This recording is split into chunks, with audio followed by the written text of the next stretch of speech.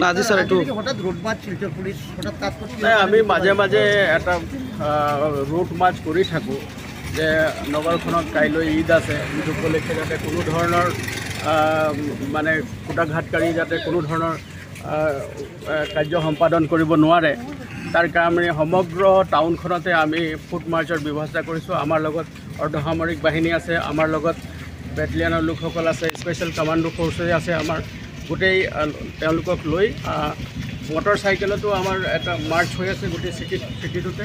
আৰু তাৰ উপৰি গোটেই যিবিলাক চেঞ্চিটিভ এৰিয়া আছে সেই গোটেই চেঞ্চিটিভ এৰিয়াটোত আমি ফুট মাৰ্চ কৰি আছোঁ।